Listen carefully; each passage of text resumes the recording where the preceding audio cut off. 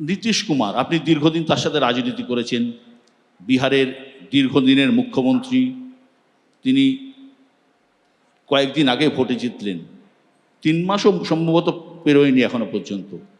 তিনি দিল্লি চলে যাচ্ছেন, মানে মুখ্যমন্ত্রিত্ব ছেড়ে দিয়ে। নির্বাচনের আগে আমি আপনাকে বলেছিলাম যে ওকে যা শোপিস করে রেখে দিয়েছে, ফেস সেভিং ফর্মুলা ওবিসি দেখিয়ে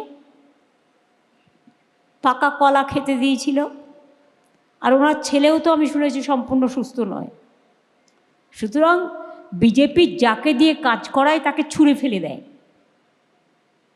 ধনকর তার 1 নম্বর প্রমাণ, নীতিশ কুমার 2য় প্রমাণ।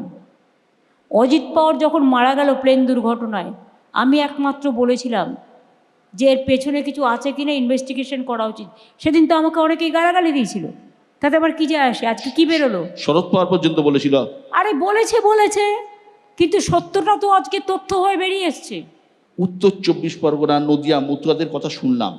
উত্তর 24 পরগনা, নদিয়া, আমি তো ওদের প্রতি সহানুভূতি ছিল। আমি চাই ওদের সবার নাম উঠুক, আমি সব মানুষের নাম উঠুক যারা ভোটাধিকার, যাদের অধিকার। এই লোকগুলো কিন্তু সে গত নির্বাচনে বিজেপিকে ঠেলে ভোট দিয়েছিল, কারণ ওই এলাকায় বিজেপি জিতেছিল। ওইসব জায়গায় বিজেপি জিতেছে। হ্যাঁ, বললাম না, যারাই বিজেপির সাথে একবার ঘর করবে, বিজেপি পরের দিন তাকে ঘর থেকে তাড়িয়ে দেবে, উচ্ছেদ করে দেবে। বিহারে দেখলেন না, ভোটের আগে 10,000, ভোটের পরের দিন বুলডোজার। কেউ বোঝে সময়ে, কেউ বোঝে সময়ের পরে, তফাৎ এটাই।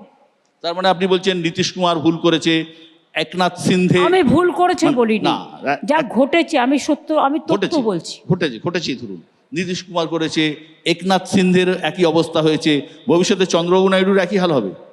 আমি তো অ্যাস্ট্রোলজার নই, এসব আমি বলতে পারবো না। বাট কিছু লোক আছে যে টিটি, যখন যেমন তখন তেমন, দেখতে দিই।